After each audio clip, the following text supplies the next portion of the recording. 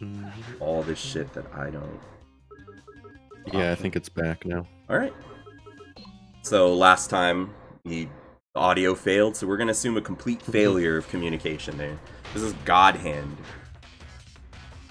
It's going to play the surfer music, so I'll just, I'm going to start on normal, and then basically, I want to explain how manipulation works in this game. I'm going to look at, just trying to explain... I can talk over this cutscene. Just trying to explain why manipulation is important, and how there's a very thin line between exploit and manipulation. Gene. I don't know, bro. They kind of sound the same to me. What the fuck? It kind of is. You don't expect me to mop up, do you? Come on. You don't expect me to game, do you? Not to mention, much sexier than you. Well, your sexy little friends. They're coming for a dance. They're still sexier than you are. Ooh, shit. Shit's sexy. So God Hand comes in, what I would say is the, let's say, 4th generation, as I understand it, of consoles. Mm-hmm. And action games prior to that have, like, the beat 'em up genre, I want to say. Like, we already have seen Devil May Cry. Like, Devil May Cry 1 has come into effect. And with Devil May Cry, you have this change or this transition from the arcade era, and it's... A lot of people don't know this, but what happened was that Capcom, you know, they assembled teams because they wanted to transfer from the arcade era into the home console market. Like, if you think about Street Fighter 2, that port, the groundwork for it was done by, well, it was assisted with no small part on the part of Nintendo. But Nintendo wanted that. But when it came to developing games, like specifically having the concepts in mind, the expertise, they began creating teams. And so what God Hand is it's sort of on the, I would say, the twilight of creative control of those teams. Like, Capcom was figuring out, like, its big business standpoint. And a lot of things had already happened at that point in history, like Squaresoft's failure to enter films.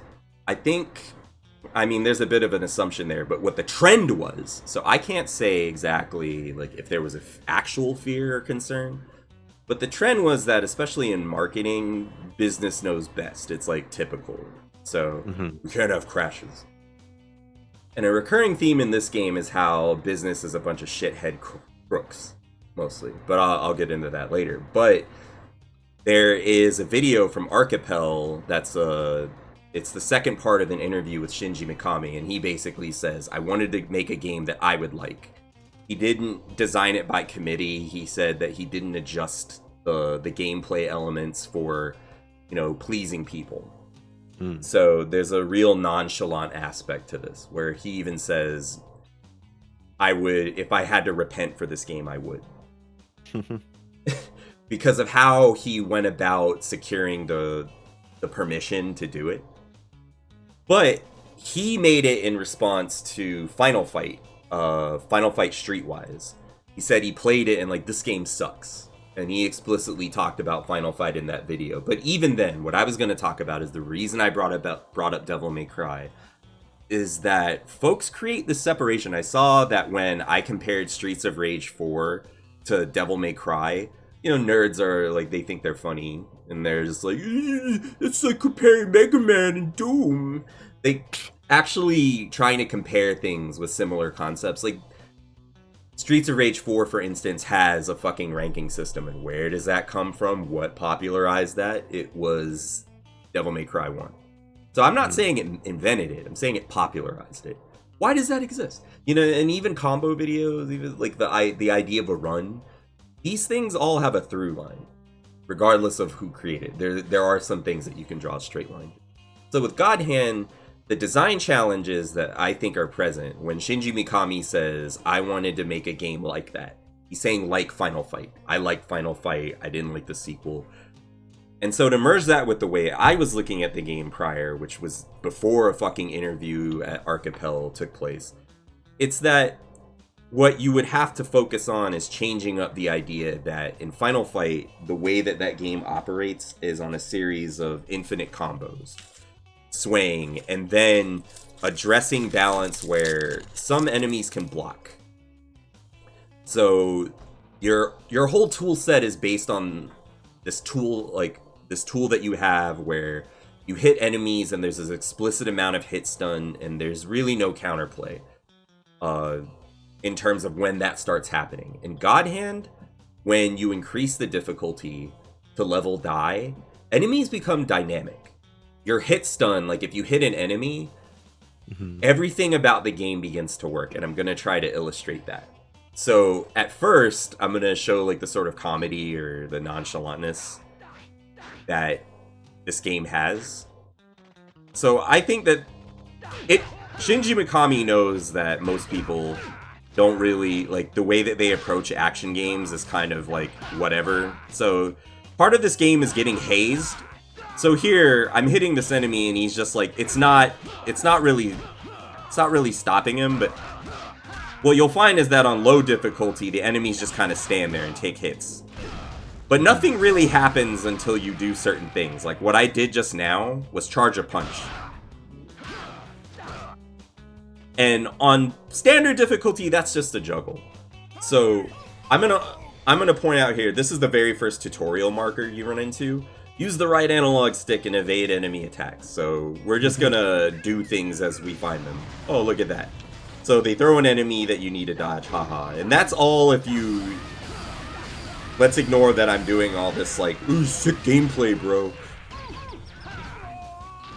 So, just say you mash punch against that guy, you're alive. There's another tutorial marker. There's another one. So let's just assume that... Oh, look at this bonus. This thing's kind of unimportant, but I'm gonna break it anyway. Because I have to survive too, and I'm not gonna say that I'm the best God Hand player in existence. There's actually... If you want recorded footage of that, it exists. So this is for your relay wheel.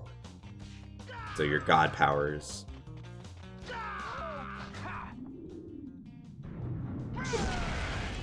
Eat shit. What are these cards you keep picking up that have skulls on them? So they give you god powers. Oh. So you'll notice that a big visual theme in this game. This is the symbol on Jean's back, which is a skull, a split skull. So a skull splitting thing. Like the joke here is that an attack that Kenshiro had in Fist of the North Star is it Danzan Ryozan-ha? Like he fucking chops your skull in half. Like he drives his fucking hand through. So they're part of the tutorial. I don't know if that's the guaranteed drop, but that's the second time that the game has given me that card, which I think restores 3. It gives max relay wheel. Oh, I think I killed that guy. Woo! So we killed the civilian, I think. But that doesn't matter. People die when they are killed. So the game teaches you how to use the roulette wheel. The game teaches you how to use powers.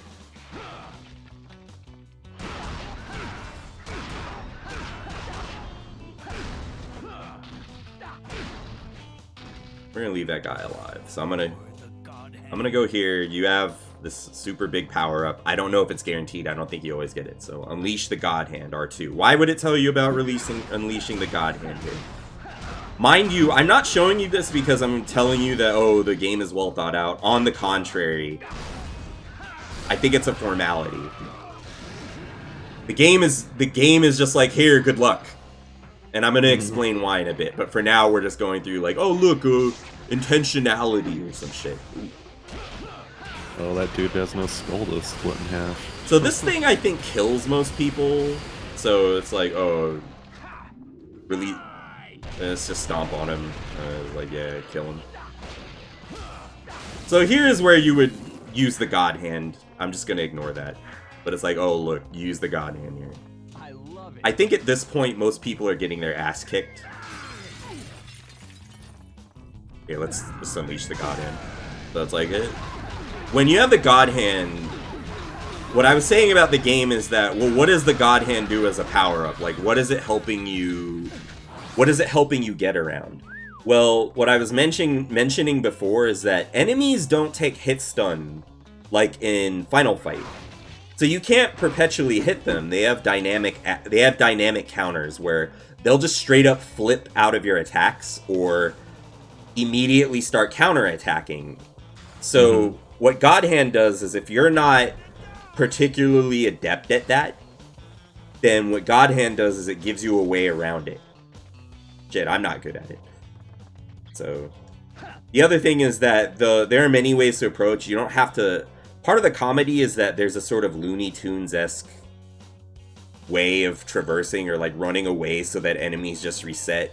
And people, you can call that an exploit, but it's very clear. Like, look how that sets up like bowling, like a bowling visual gag.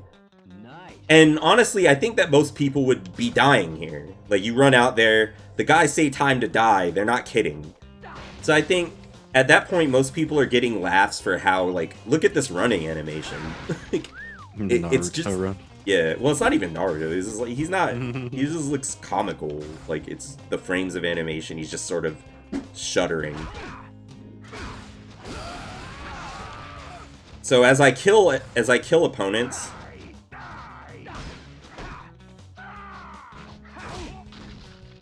So there's context-sensitive stuff that you would only... Like, there's nothing... Unless you read the manual, then there's nothing explaining some of the stuff that I'm doing. Like, this. The game doesn't tell you can do that. So you would have had to have read the manual, too. Also, the comic element. See this guy?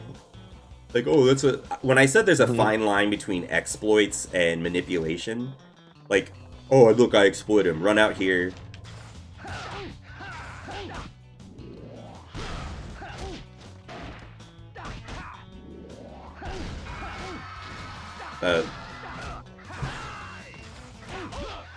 So the game, you know, it's like the dynamic difficulty is something that people point out, but what you're expected to do, and this is something that the game draws attention to, but I don't think most people do, is that as this difficulty increases, we'll just kill him. For this. So what if I'm a guy that doesn't know how to play God Hand? And you're expected to just read your relay wheels, your power-up, but I don't think most people do that. So what God Hand ends up being is, and I think people have pointed out what I'm in the process of pointing out, they've done that before. But let's say you go to your relay powers, like what is the core loop for somebody that's not good at God Hand? So it doesn't even show here, but there is a technique called grovel. Oh, someone's like, hey, Barry. So, I'm gonna run here. Oh, look at that! That's not good. There's like 4 people, and they're all gonna attack me at once. So... Dogeza.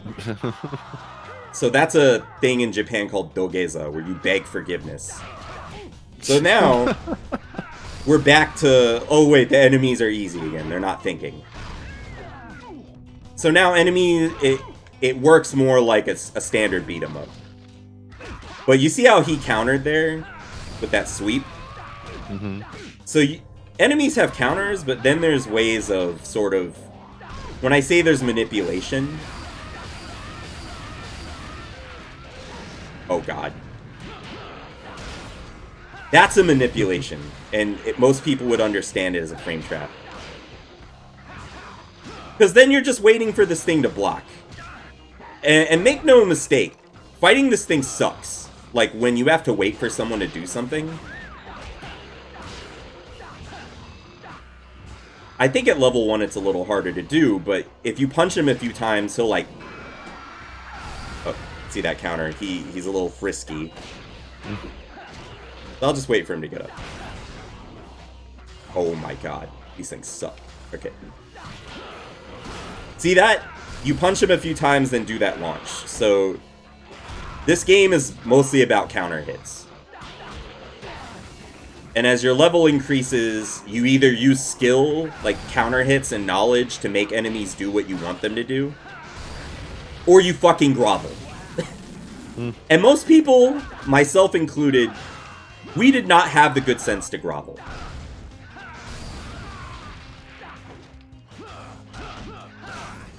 So what I did just there was that I just did 1, 2, 3, chop. And that's how most people fight. It's because of this tutorial tip. Smash through a blocking enemy by using a guard breaker attack. That is as much help as you're going to get from this game. So, knowing about manipulations is being able to recognize that if I do that, 1, 2, 3, or this, the uppercut, you'll notice that I'll just stand in enemies' faces and wait to, like, basically pop them in the air.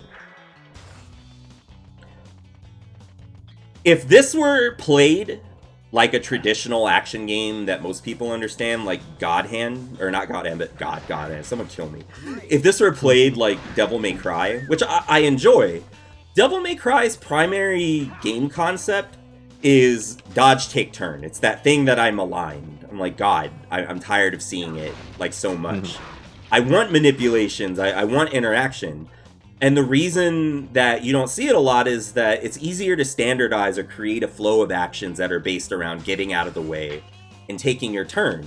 And this is what makes God Hand such an outlier, because not only can you do the opposite of that, you're expected to, or you fucking die. And the game even recognizes that most people are gonna die. So I happen to think that's really funny. I'm not going to enter the shop or the casino. I just want to talk about it from this mechanical standpoint. So you do get stronger. Let's stay in that. Wait, let's just watch this then. But you do get stronger across the game with more moves. But it doesn't mean it's primarily an action focalized game. Much better. Gene, are you listening? Have fun. Got nothing to do with me. Impossible.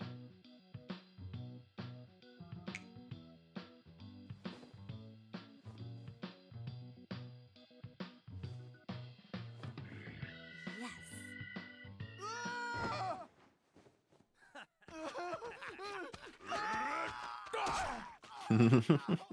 Yep. Must be hunting season.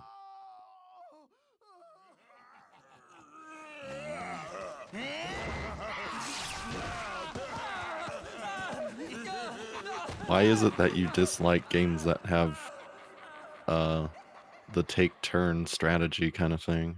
It's time to get It's not so much that. Like, I like Devil May Cry 1, for instance, but it's just this idea that when you spread it across a game and the designer doesn't create a core loop or concept or test, like, what are you being tested on? What the hell? Oh, this is great. Check your back, smartass. Son of a bitch. Damn it, Olivia! I want to say something about that sign in a bit, but mostly because it's kind of an insult to, like, pro players. It's just like, oh yeah, if you keep the sign on your back, it's like owning the insult. I'm like, no, the game just like, you're a loser. But the issue I have with dodge take turn isn't that it exists. It's that most of the time, like in River City Girls, there's all these mechanics that come from games like this or come from competitive fighting games. But none of the work is done to think about the flow or the sequence that those moves create. What you get are people looking at moves in isolation. So they can be like, that would be too good. And like, you don't, not only do you not know that, it wouldn't be too good. If anything, it's indicative of someone who hasn't done their job as a designer, or it's just kind of mediocre. But I don't think every game needs this. But when you have moves that are emblematic of this era, or these eras of design, I think we lack the critical language to really discuss whether they're even done well. I saw these sort of puff pieces about River City Girls, and I thought it was a really frustrating game to play until I applied the quality of life patch, and then it was just okay. I have fun with my friend, but ironically it's it's like everything that game is propped up as being is not true. Like, I think that the boys are better than the girls as far as playable characters go. I think that if you get pincered, you just end up getting beat up. I think that the RPG stats aren't well implemented because there's a real cowardice to it. And then most of the time you would look at the game and it's just like, yeah, just wait for the enemy to run at you and then parry them, which is a variation of dodge, take, turn. It's just like, wait for the enemy to do something. Ego Raptor was really critical about this with Ocarina of Time. I know I talked about it in my practice stream. But most people began to have a discussion about, well, is 2D Zelda better than 3D Zelda? Apples and oranges, for the most part, because of the way that the action will work. In 3D, the sophomore concept, the introductory concept for Nintendo that was, and there's nothing wrong with this, it was easy to digest, and I think continuing to make games like that where that is consistent. What I want is either you consistently make that work, or, you know, you play on this idea of manipulations. And the reason why manipulations work in God Hand, to me, on a visually coherent level, is that if you're fucking punching somebody, they're gonna want to do something about it. You know, that makes sense? So, it's not obtuse. It's not like other games that they have manipulations, but it's like, well, you know, throwing a fireball at Chun-Li and having her jump at you makes sense. In Art of Fighting, that game I was showing you with the anime, having Ryo taunt somebody and then having them do something after is interesting, or kicking them in the legs, but you begin to see it become more abstract. Like, why is it a thing that if I neutral jump John Crawley, old spinny man, why would he just do his move then? That doesn't make any sense. Who would think to do that? And then in Art of Fighting 2, you would think that your most powerful moves are the ones that you should be using. But as it turns out, it's actually good to run out of stamina, flying kick at somebody, and throw them during their recovery. So there is a delineation you can make between the kinds of manipulations that happen in this game and the kinds of manipulations you get where it's just like nonsensical. Who would think to do that?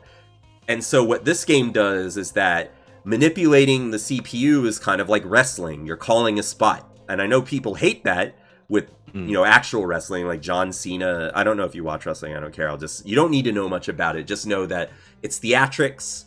The squared circle is a sort of masculine Shakespearean thing. You know, Shakespeare or whatever it's worth. It's fucking wrestling. I don't even watch it anymore, but I did used to watch it. And the concept makes the most sense to me as far as this analogy goes. John Cena saying suplex when, you know, you get done seeing a sequence of moves, like when he throws someone into the ropes, they briefly make contact, he whispers, he tells the guy what he's gonna do next, like a bump, the next spot. So what manipulations do is it allows you to basically actuate a sequence of events and typically react. So if you uppercut somebody, for instance, so that move, if you were just going like dodge, take, turn, if you play this game that way, you have to react to that just happening abruptly. So by uppercutting him there, it's like, okay, what can happen if I uppercut them? Well, they fly in the air. So that's one possible sequence. They can flip backwards, and if you think they're going to flip backwards, you chase them. I'm going to God him just to get less enemies on screen. Oh god.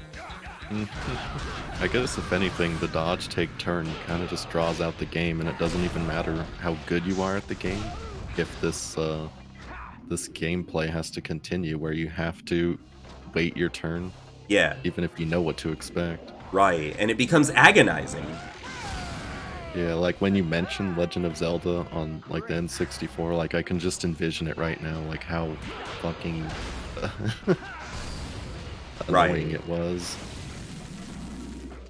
So you're just kind of sitting and it's like, hold that shit. So this is, like, a lot of people write puff pieces. Like, I know this Scottish guy or whatever, and this isn't to malign them, but it's the problem is that when you start seeing it over and over again, you're just like, come the fuck on, I get it. You like God Hand. So what? So what is the actual design? Like, what is this game doing right that other games aren't doing right? So you when we looked at those cards or whatever. Oh, I'm gonna show more sight gags first. You know, I love breaking tangents or whatever. Ah, look at that, fuck you.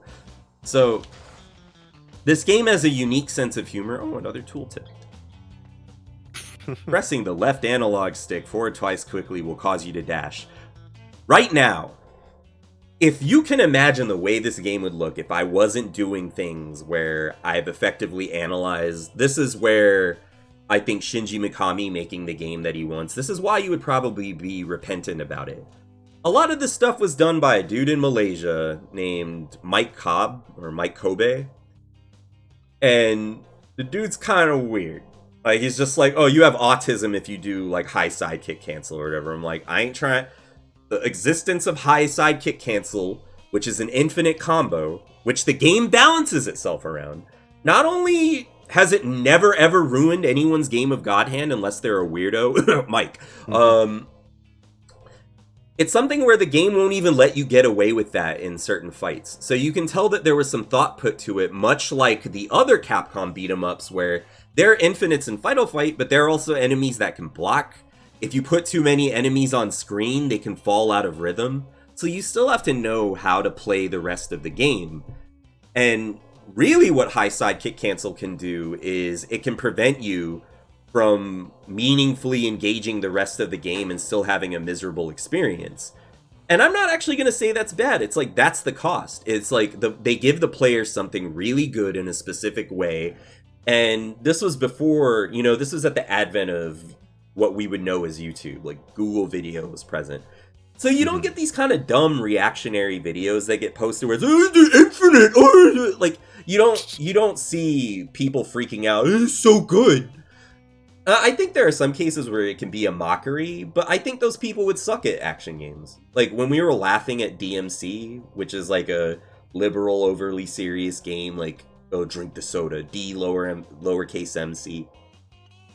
I remember there being videos that got released where you could just shoot the boss to death. And the point that I think is implicit there, though, even as I mock those folks, you can't uncouple this from the reactionary bit. But there is a point to it where if you're just able to shoot the enemy from afar, what is your incentive to engage?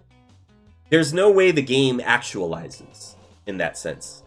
Unless it happens to be super tedious, but as far as I remember in lowercase MC, the enemies take a lot of damage, and you can sustain your rank. So the game kind of falls under its weight of this thing that it's trying to imitate.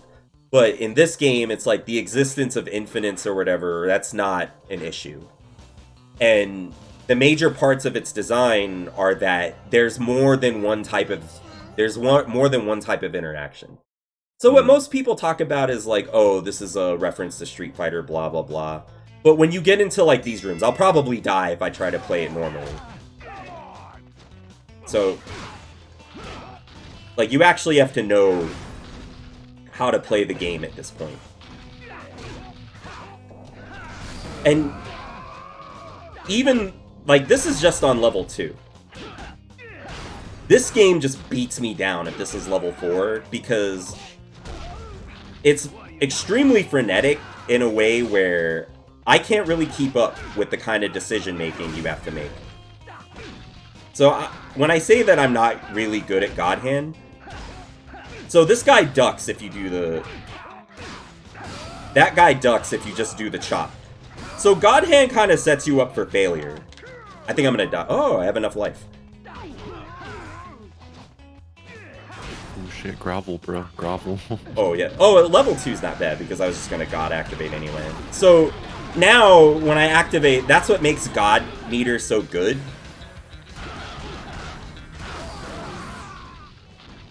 What it does is that, oh, now I don't have to... Now I don't have to play the counter hit game. So things like Devil Trigger and whatnot, when you have to put to words why that thing is good, I think most people can't. To them, they're just good at the game, and it's not to say that they can't have their own insights, but if you're gonna posture or hold like this technical gameplay over somebody, I think it stands to reason that, hey, they're gonna, like, why should I care?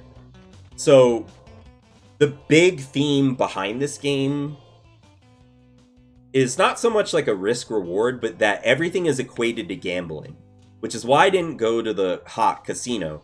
But you're wondering, why is there fruit that you pick up? Why are there playing cards that you pick up, or things that look like playing cards? And then the other thing is that if I killed those enemies on level die, like level 4, you get more money. So what the game does is it presents you with a series of challenges, and then you literally have to think about the risk reward and how much money you might get, or even if you need that money.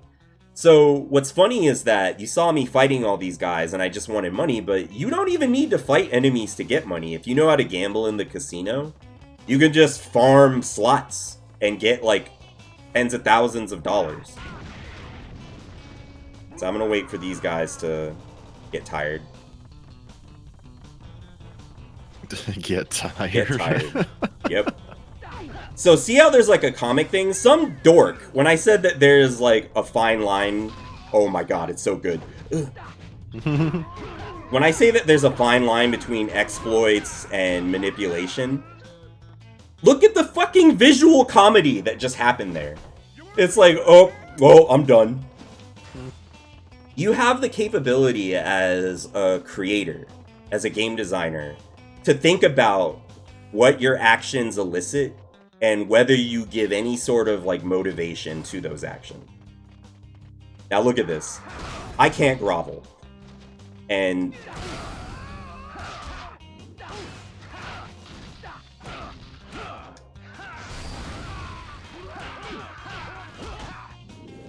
hey buddy. Woo!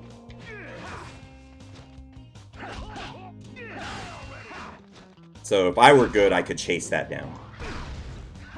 But I'm not. So knowing that I wasn't able to show it, but this chop, if you're fighting the big version of that guy, unfortunately I killed him with a wild pitch. He does a move that has a certain rhythm that you can counter by backflipping and then uppercutting him. So doing this makes things happen. But what most people are waiting to do is break the guard. So you would think, how the hell do I start offense if I'm at the mercy of what opponents do? So the flow of the game is around recognizing if this works, and either if they get popped in the air, you kick them. If they backflip, you know, when they flipped out, chase them, which doesn't always work, but no one's really tried to refine this system. This is an outlier. God Hand nerds don't actually like God Hand. Because we're not game designers, we're just consumers. So some enemies, your best option is to, like the fat guy, you can counter hit him, and I think it's necessary in some levels. But as far as it concerns me, like, I'm just gonna do this. So there's a place where this works, but I think what most people get when they saw that tooltip that said, do the chop to break enemy's guard, the game never, ever, ever, ever says, it never gives away the secret. Hey man, you know, the enemies are gonna see you do that and we're gonna program them to respond to that. That's the counterplay. So the whole idea is using manipulations to make things happen, or having a good laugh because you're getting hazed by Shinji Mikami and whoever programmed this. So it's kind of interesting. Oh, go ahead. Sorry. Like how, because I know for me, most of the time when I play these kind of beat 'em up games or hack and slash games, my instinct is to go straight into like attacking an opponent and never really like baiting them out or anything. But that's so funny that this game like tells you, oh, do the chop to break the guard, but it doesn't suggest any other way to try and get the upper hand on the opponent, like waiting for them to whiff an attack or something like that. Yeah. So you're always just trying to do this guard breaking chop. And then, like how you said, it just doesn't work out like half the time or something. Right. Damn, that dude has a big fucking fist. I want to let this scene play out. God Hand is so blasé. Call me the devil. Look at that early 2000s Samoan tattoo thing. I don't trust dirty humans. Oh god, I wish I could hear this. So Oh shit. stubborn. Humans will be nothing but worker bees Oh, creating you honey have in to, like, our share it on paradise. Discord. Oh, the sound's in the stream. Oh yeah, but you'll be hearing. I'll do that next time. I can Sorry. think of other things to do with mortal Here's men. here's something that the game So fucked up on. many Where are my uses. subtitles? They make such wonderful toys. The Japanese version is subtitled, but because it's in a different language. Let me deal with this human cabron. Shut up, fat ass! Get your legs off my table. How would I even share this? Oh, we'll figure it out like next time. Elvis, Good thing that what I've been find out doing if is this visual. human truly is the God Hand. You're the You're the boss. boss. So notice that these guys just had a meeting. That's the big gag. We're gonna enter the casino. Let's enter the shop.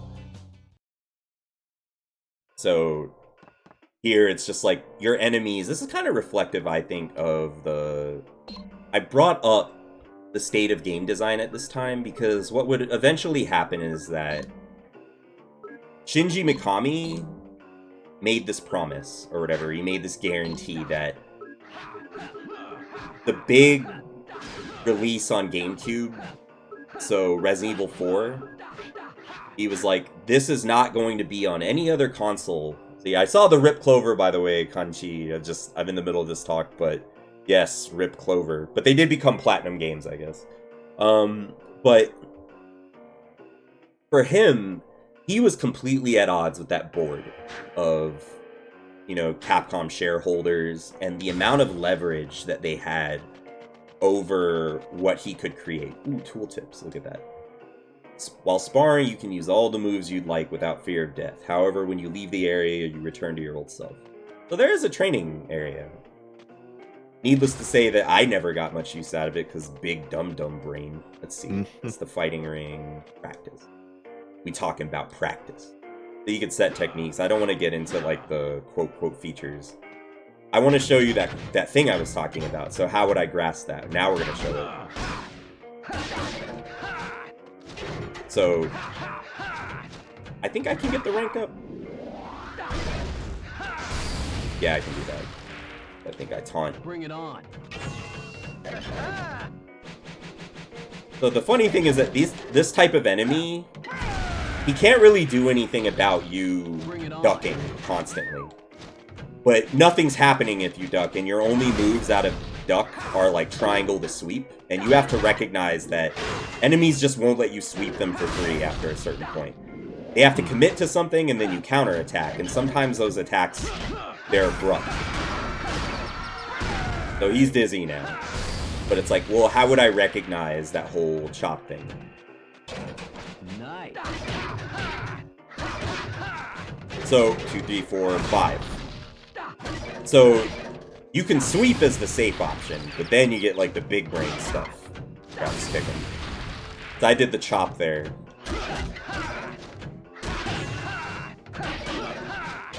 So he uppercuts, 1, 2, 3, 4. You do that.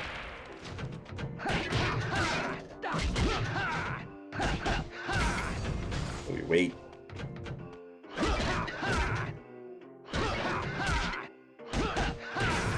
I think if you just chop him raw, like, so you see how, like, he's just taking hits? 2, 3, 4, 5. Now, it won't always look that ugly, but see how I was using that chop? Now, the problem with using the chop is that you effectively surrender your turn. You're banking everything on the chop. So, but that's still a way to play where if you chop directly against, like, elite enemies, oftentimes they won't... Yeah, like that. 1, 2, 3, 4. So that uppercut that he does, that's the signal. So you know I equated it to, like, calling a spot? He counters the chop. He doesn't block. So at the highest difficulty level, I want to explain something about why punch guard break with only the intention of guard breaking is bad. It's that enemies don't have to block, and oftentimes they'll just stand there and get punched in the face, and you're just kind of like not doing anything to them. You're not hurting them. So as you increase the difficulty, you lose the ability to just hit stuff. That's why groveling is the assumption that you would do, and, you know, to manage rank. Rank is an arcade concept, but you can see it here. So there were games that had rank shoot 'em ups, and you couldn't see that rank. You just had to know. You just had to know the game had it. So what you see in the console era is that in order for game designers to be successful on some level, they did have to either show or explicitly tell certain things. But what's interesting is that for Shinji Mikami, you can tell that there's a lot of visual humor. And this is the guy that felt that Resident Evil 1 wasn't a success unless it was killing you. So in order to have fun, this is the way that surprises work in narrative. If you know about it after the fact, if there was a way to recognize it, like if you went, remember where that guy was holding the 2x4?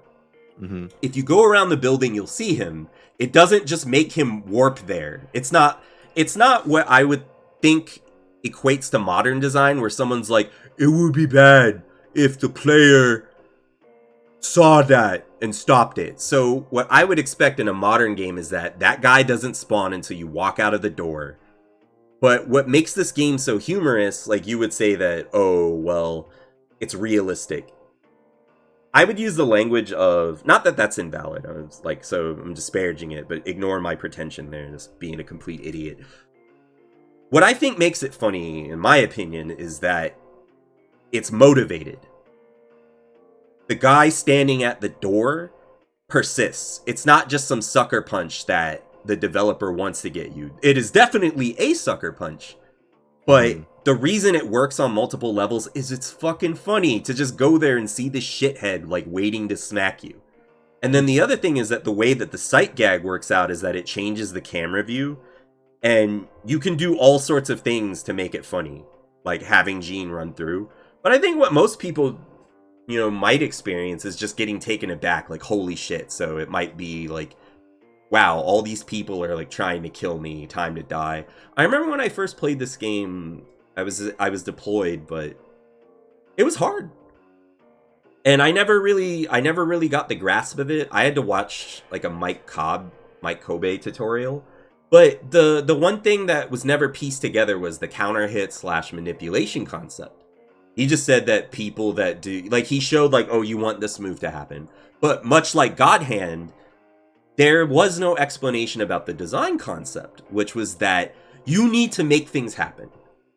This is very different, and you already observed it. This is very different from dodge, take, turn to a degree. You're still dodging to take your turn, but forcing the enemy to act so that you can do it, it means that you're not having the ego raptor problem of, when is this shit gonna happen, bruh? And I would like to see that implemented into more games, but what I find myself frustrated by is that they model themselves after, say, action RPGs like River City Ransom, not Underground, the original River City Ransom. And what those games were designed to be as is a hybridized version where technical skill doesn't so much move the game forward as it is your RPG stats and just completing successful sequences of muggings. It sounds like I'm kidding, but that's what you do. You beat someone up, they presumably die or like go to the hospital or whatever. You don't see it. They blink out of existence, so that's not even motivated. It's not funny, like on a visual level, if I just have to say it. But in God Hand, that's why the guy standing at the door holding the fucking plank is so fucking funny. He's just there. And it's like, hey buddy, I remember you. You can get your revenge, like that sort of thing. But those games not only didn't motivate or move the game forward with player skill in that sense, like, or it's a different skill, I should say, but not technical skill where you're like, I know where to stand. Enemies auto block in that game. So what you're doing is really, on normal, they just kind of stand there and take it. And then what it allows the player to do is experience like this open world game hybrid. And I won't go too far off on that tangent more, but when you imitate that style, but you want to incorporate things like dodging, parry, and you don't do the work, as I said before, to think about a sequence or a flow of actions, there is no test. It's just waiting for the enemy to be strategically dumb. And that is so agonizing for pace. And some of the counter arguments would be like, well, that's not good for beginners. But I'm like, but if you don't have to be God Hand, where you haze the person, that is the step forward. that I think needs to be taken. If we understand how to explain this and you understand to get a desired result, you don't get like Limmy looking at Sekiro going, I don't know why anything is fucking happening. It doesn't always have to be a mystery. And I'm not disparaging him. I'm saying like there's something about action games where, this is why I wanted to quote Mikami. He says, man, this is perfect music too for this talk. But he says, with horror, which I would say is a type of action game now, from what he was making, he said, these are different than other games. He says, you start from a negative mindset, go back to a neutral one, take a breath, and you're satisfied. Now, I'm going to finish this quote because it would be completely disingenuous if I'm like, oh, that's action games. He's talking about horror. So he then says, I have to wait for the quote to cycle forward. In a normal game, you're at a neutral state from which you grow to a positive one and gain satisfaction. So I think that would apply to some action games. But if you're challenging the player, it's like every interaction is like a type of this horror observation that he makes. He says, but in horror, you start low and thrive. Then you're reassured, then go low again. I think there's a bit of twisting here on my part, so this is for if anything, it's for a lack of ability to really put it in my own words, but my gut feeling about action games is that they have a similar flow when they challenge you. Think about the fact that Dark Souls has elements of horror in it, and that is an action RPG. So you feel this sense of dread when you go to an area you don't know what an enemy is going to do. What God Hand is that even though I don't think it's specifically horror, there's like a sort of psychology going on where there is definitely a sort of masochism involved. And so when you show people that and it still has a mysticism to it, no one's talking about uppercutting launches. And I don't think that you should even think about the game purely on this mechanical level. It's way too interesting for that. Like, I think the fact that you're fighting like a seedy board of, you're fighting a bunch of literal devils or demons that hold boardroom meetings. And I talked about how Mikami was just at odds with Capcom at the time, so he makes a fucking game. He makes games where Umbrella Corporation, the literal like denizens of hell are being like, how do we optimize like our productivity in terrorizing the populace? Like, all these people you run into are like merchants or people that work. That's the gag. So what Gene's heroism effectively amounts to is just kind of like going around. It's like a release where you just go around punching greedy exec types or just literal career criminals, gangsters. There's this equation between corporate business and criminality. You can look at it that way. You can look at the fact that there's techniques literally called, roulette wheel, orbs. You have to gauge your risk reward in groveling. The theme of this game, like when you see the fruit, it's like, why fruit? Why not meat? Because fruit's on scratch tickets. Mm-hmm. So the visual theme of this game is gambling, the casino. So there is no mistake made about what you're engaged in. It's a type of gambling, monopoly money, and then, it's played for laughs. So even the challenge run where it's like, oh yeah, this guy talking about proper uppercuts and blah, blah, blah. Game still thinks you're a fucking loser. You have a fucking kick me sign on your back. And like I'm sitting here explaining it, but it just has a really nonchalant kind of attitude, which I think is engaging or refreshing for people that have to experience misery, but they're laughing along the way. And, even though there's like a limit to that, on a level of like politics or material action, the main point is that if you see this practice, you begin to see that this is just one type of enemy. Where now as you progress forward, it's like I said. So he does the counter from the launcher. That's easy enough, right? But you start getting permutations. You get off rhythms. You get enemies that attack in beats of 3. You get enemies that attack in beats of 6. So you have to wager whether you understand that rhythm. If you play on level die, a few hits from an enemy, like 2 or 3 hits, even 1 to 2 from certain enemies, you will die. Like, that's where at first I thought, hey, the lower levels are kind of useless. You want to play on level die. But that is where all the attacks are slowed down. You can figure out breakpoints by the game being slower. And when I say breakpoints, I mean counter hit. Every attack that results from the enemy trying to counter like an uppercut or a guard break, they have breakpoints where you backflip, you evade, and then you just kill them for it. And the groundbreaking thing there again is manipulation. And the game knows it's engaged in this. There are overt outcomes from doing more than just counter hitting. Like if you're like, I'm not gonna run forward, like you see like this horde of enemies approaching you, you're like, well, it's time to run away. The game has the enemies act in a comical way, like the two fat dudes that are approaching you. They're like, they don't literally say this, but they're like, I'm too tired for this shit. So they turn around and then you can exploit them. You can manipulate them in one at a time. You can, what is that term? Oh my god, it's in MMOs. You can bait them, you can fish, hook, all that terminology. So when you analyze a game in this way, especially action games, it has meaning. So it gets a bit frustrating when you see folks look at what is essentially like these tepid, mediocre action games, and it's just good enough for them to, and that's fine. I'm not telling someone to have fun, but it's good enough for them to just be able to smash a few buttons and the consequences of which don't matter.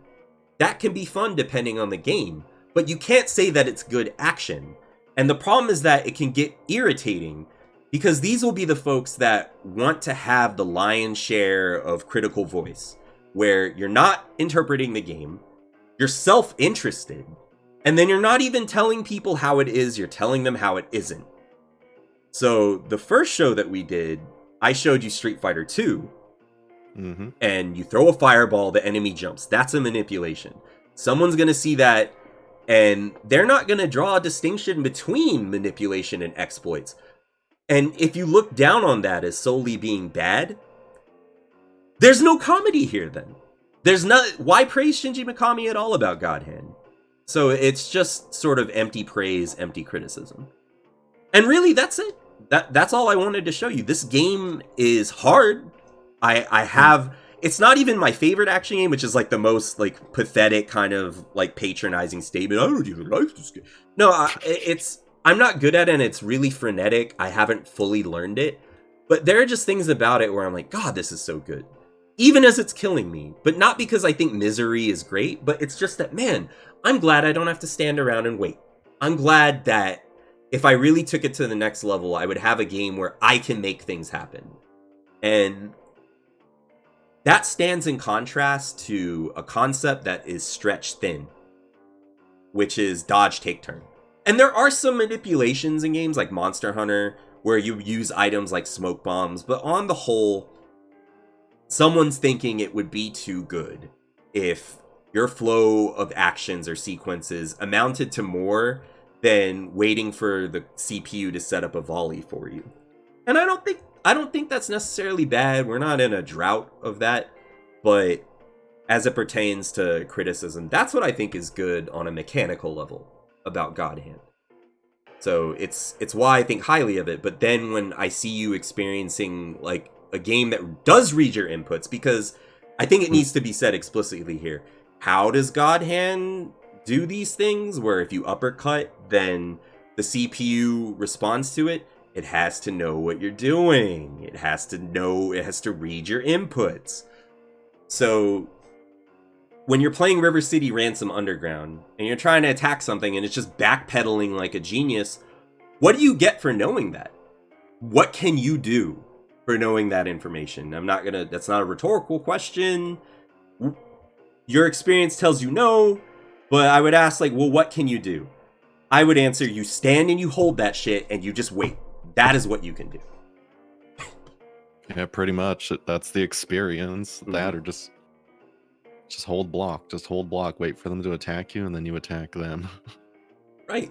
And what is the point of, like, when I showed you Street Fighter 2, what is the point of giving someone a Hadouken if the enemy just, like, jumps over it? It's combo brain.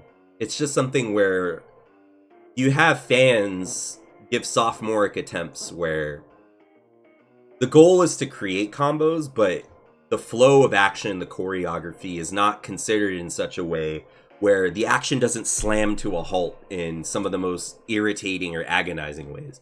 And you don't even need a complex game like this. Like, I thought that Return of Double Dragon was interesting. That's why I did the first video I did on it, because it's not even hard. I just like the fact that certain things are really good and they drive the action forward. I'm not concerned with a super difficult game so much as an engaging one. But the action that you can create with God Hand is unlike any game that came after it. Because I don't think that there's a spoken or actual engagement by most people. Now, I guarantee you there's someone that can describe God Hand in the way that I just did, so it's not to... I don't want to... That's not the point of this. It's just to say that if I want to engage in a dialogue about it, when I'm seeing someone miserable, it's that I don't think action games are just something that should be boiled down to platitudes like, oh, this arcade game used to steal my money, and now I'm going to talk about tradition when I'm playing a game that isn't in the arcade, but it inherits its worst qualities. Whereas in this game, there is more done to make it visual, and then it makes no assumptions about your engagement with the concepts that would make you successful. It doesn't care. God Hand's design shows no sort of concern. There's no tutorial tip about counter hitting. You have to be smart enough to make that observation, and that would be a fatal flaw, I think.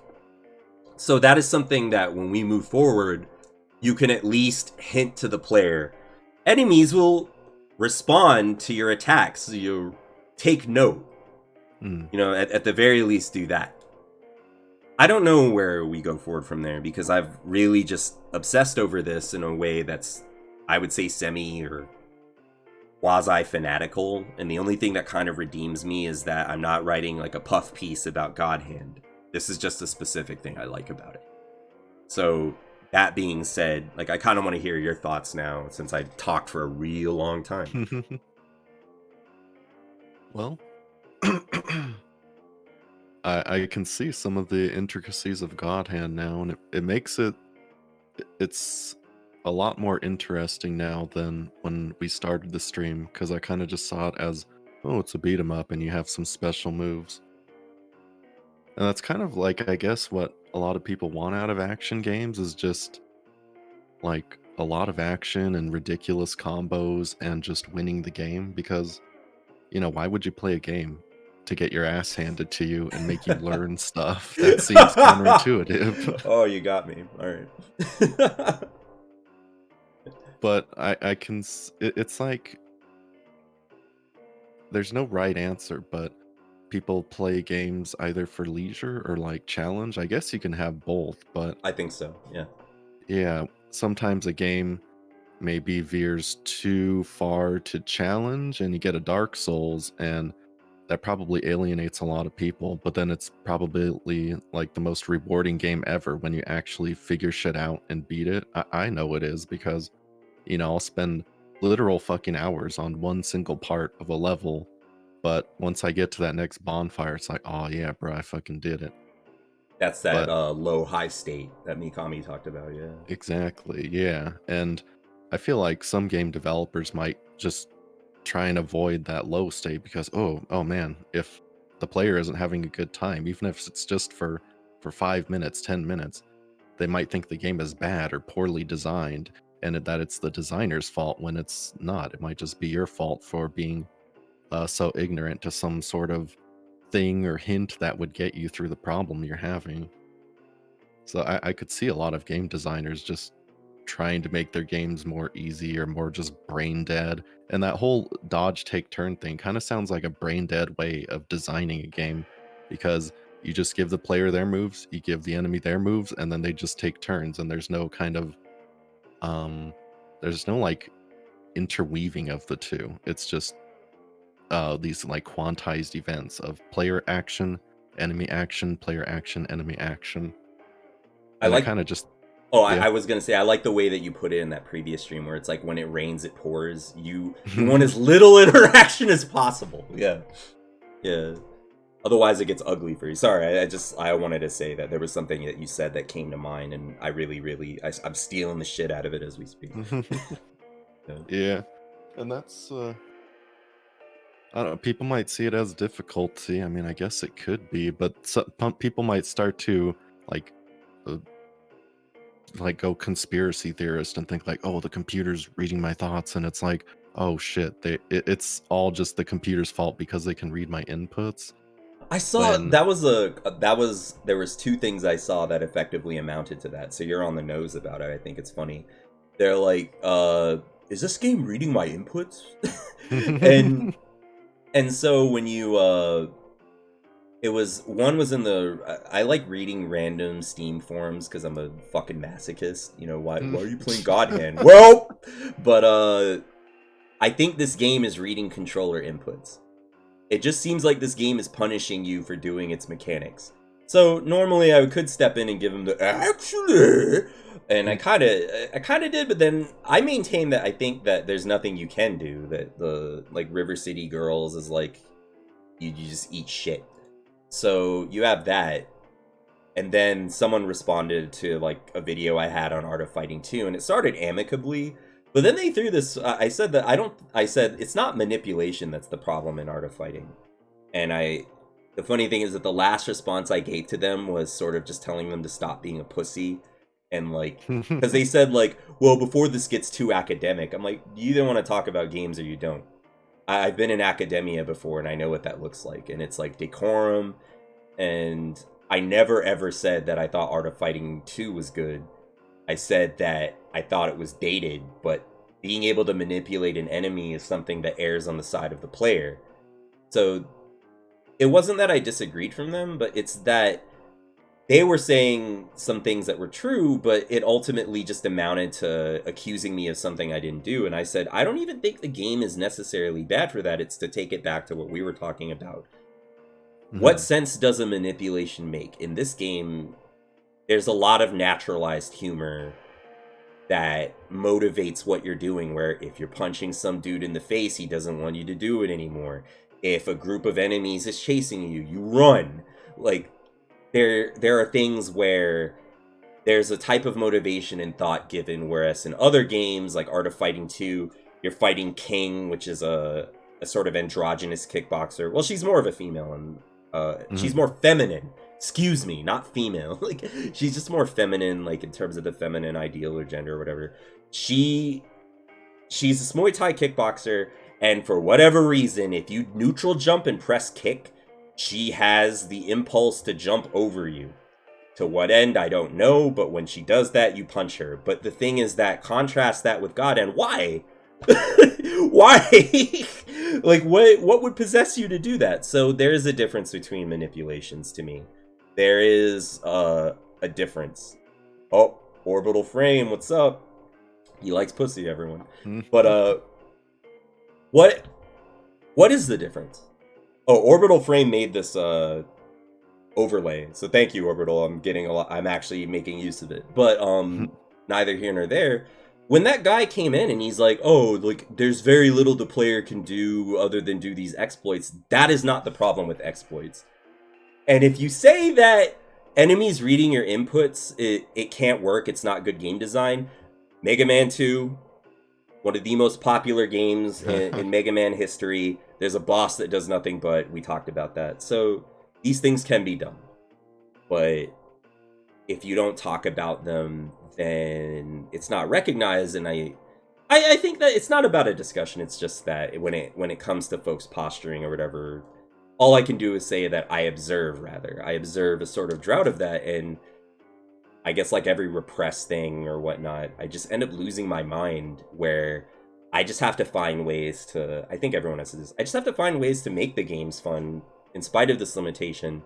But it's something I wish I saw more of, and I feel like it must be out there, but even Streets of Rage 4, you could tell that the designer absolutely wanted to excise anything that remotely resembled this, and that's why I called them amateurs. Because Shinji Mikami is not an amateur. I would say that God Hand is leagues better than Streets of Rage 4. And there's a reason for that, because I think Streets of Rage 4 is modeled more like a shoot 'em up than it is an action game where you punch things to the level of scoring. I mean, I'm really glad that God Hand doesn't make you like jerk off to like a high score either. Not to say that like it's nothing to do against high scores, but when you have action, it's like, what's in it for me? So doing well gives you money and then you can buy stuff, but God Hand doesn't even go like, the only way you can get money is to do well. Like DMC1 did that, and even though I really like it, what I like about God Hand is you can pick and choose how well you want to do in any given level. That's that agency. Those are those outcomes. So you can vary the intensity even if the combat is always intense. So yeah, I don't know. I feel like, why is such a game, so like, why is it such a rarity? Like, why do we have to treat it as the sacred cow versus like extrapolating what it's doing? And I think the problem with that is that every piece of criticism that I ever see online about stuff is just like art appreciation class. I'm like, I don't give a fuck if you like God Hand. I just want to say what I think makes it interesting. That's what matters. So are you saying Streets of Rage 4 is bad, bruh? Is that what I'm hearing? Yes, I think it's bad. I spent way too much time on that game. Another thing about manipulations or exploits or whatever you want to call them, but when people say manipulation, it always like seems like it carries this stigma, like manipulation is bad, like the player will feel bad for manipulating an enemy. I find that kind of weird, like, Yeah. because sometimes it's very much intentional for the player to do that in order to succeed in the game. But I don't know, I guess players have this like moral quandary in their head about, oh, if I manipulate the AI, I'm like taking advantage of it, and that's like cheap, bruh. I'm just being a douchebag or something. I think that's why that guy said you'd have autism if you did the sidekick cancels or whatever. But at the same time, I think that's why looking at because I think the charitable way to look at that instead of being a shithead is not to, like, if I were to do it, it'd be like, hey, those people are dumb. But what I actually mean is that sometimes when you exploit the computer, you can trivialize the game in such a way that it looks like lowercase DMC, the remake from Ninja Theory before they did the director's cut. There's nothing incentivizing you to engage with the game. It just collapses. It breaks under the weight of that exploit. And so it becomes very difficult to drive or motivate yourself to interact with something.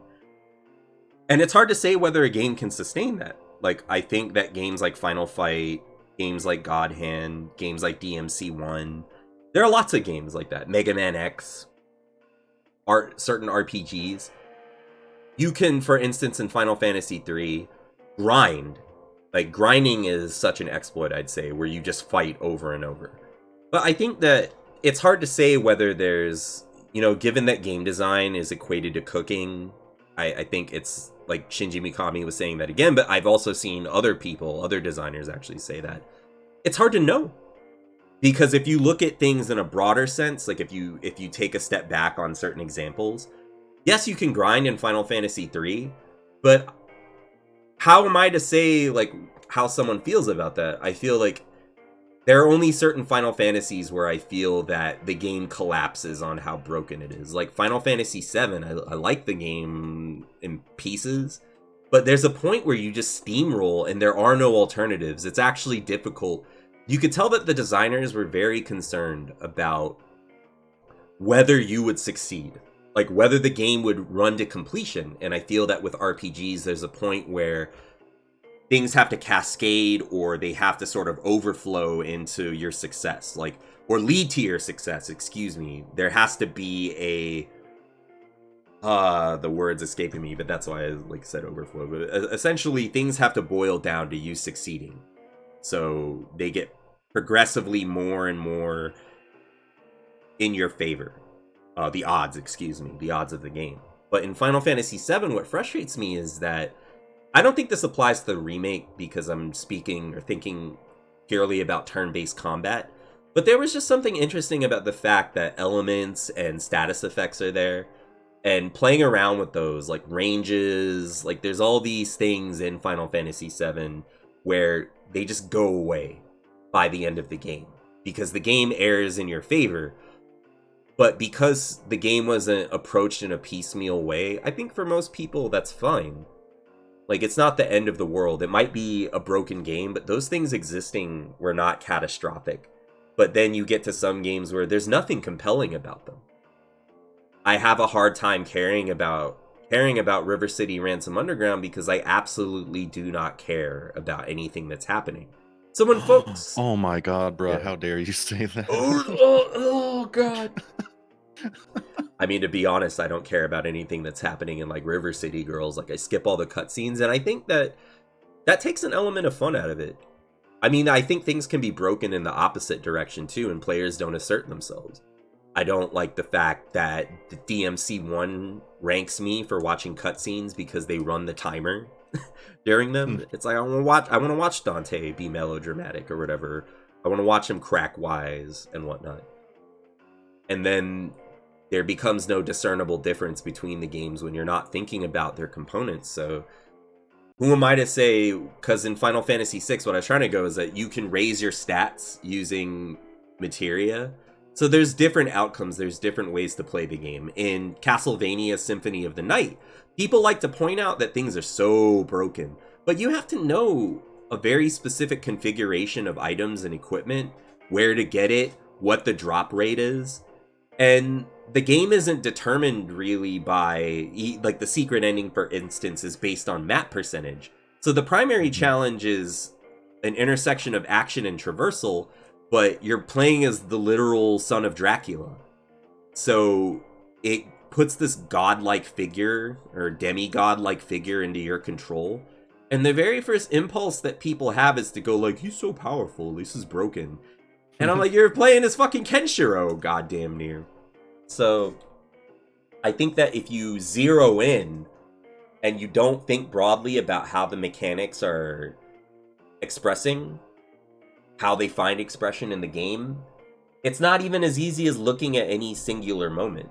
That's why I feel that it's really hard to not find criticism where it's like, this is broken, this was broken, and it doesn't hold up to actual scrutiny. It's just something where if you put a lot of video production to it, it becomes persuasive. And yeah. Yeah, that's so true. Especially on YouTube, my god. Right. Ironically, where the murder was going. But you criticize YouTube, but you're using it. Yeah. Get fucking dabbed. Get dabbed on. Yeah, now I want to play River City Girls with you because that character dabs. But no, I think that the takeaways that I find, you know, I think we should finish up. This is actually a really good length. I find that the things that I think really interest me now is the fact that we can take these old games and apply fan patches, fan balance. I know some of it takes quite a colossal effort where there are people that do this and then they have to tell folks who ask about implementing certain features. It's like, I would have to write new code. I don't even have the code for this game. So there's little adjustments that people make, but then you find extension in personal projects. It's just this idea that instead of being at the mercy, I kind of want to put something thematically in line with this game, with what I'm about to say. Instead of feeling misery and at the mercy of companies like Nintendo, some shithead gotcha game company that just wants to make you do your dailies, we can find ownership of the game and its themes and its expression, no matter how limited it might be. I don't want it to be mystic, you know, mysticized, I guess is the word, sorry. I just want to show that the possibility really is in what we've done for ourselves. Like, there's so many great accomplishments that come not just from, like, valid criticism, but an example of the same type of driving force, which is just cooperation between people and a drive instead of seeing things as limiting. Which is a platitude in a sense, but to put it in perspective, rollback netcode exists because two dudes are like, I want to play fighting games online. They didn't go like, man, I sure hope Capcom wants us to play fighting games online. They do! They just don't give a fuck whether it works right. You know, whether there's good connectivity or not, or any connectivity at all. Parsec lets us play games that don't have built-in online play. You have things where fan patches can translate games where you don't have to worry about whether the company sees a profit in bringing it over. So thinking of things this way, instead of worshiping companies and whatnot, I know that it still kind of amounts to this, dystopian concept of, cyberpunk, where you just navigate the dystopia successfully. But as it pertains to video games, if that's the best we can accomplish, at the very least, I don't want to be on my knees, like, groveling to Capcom. I don't want to, it's like, if there's not going to be a sequel to God Hand, then, Shinji Mikami, he didn't go like, oh, I saw Final Fight Streetwise, I need to make a Final Fight sequel. He's just like, I wanted to make a game like that, and Final Fight Streetwise was shit. So I think that creative motivation is really what matters. But if folks need to, I don't think some of these ideas, it's like you said, you admitted that you looked at this game and it's like, so what? And that's a good position to hold. It's just that if someone wants to kind of step up to the plate and tell you why you should care, I think it's really whack if it's just, oh, God Hand's old and it's good and I have the right opinions. It's not about that. But yeah, any closing thoughts though? Or if you want to speak at length about anything, again, I enjoy hearing your opinions anyway. Yeah, well, listen, this is why you're wrong about Streets of Rage 4, bro. Oh, damn. You went there. And River City Underground, okay? They have licenses, so shut the fuck up. That was the only reason anyone gives a shit about my YouTube, bro. It's just like, oh, I love Streets of Rage. I'm gonna just get shit on. But at least it worked out. No, that was well said about, gamers taking back games pretty much when publishers drop the ball. No, gamers rise up, bro. Gamers rise up. All right, so I think that didn't run for 3-4 hours, and I had a lot of fun. I'm glad that it ended up being as comparatively or relatively concise. So thank you, King Dulce. I need to work on my Twitch game, but I don't know who you 3 viewers are, but thank you. I appreciate it. That's gonna be the stream. Big ups. Big ups. Oh, I was one of all right. Well, I'm gonna get to exporting this, but that's the show. Hope to see you again next week. Oh my god, you're spending those points. I don't even know what this is. Yo, I'll cut out the stream. Run away!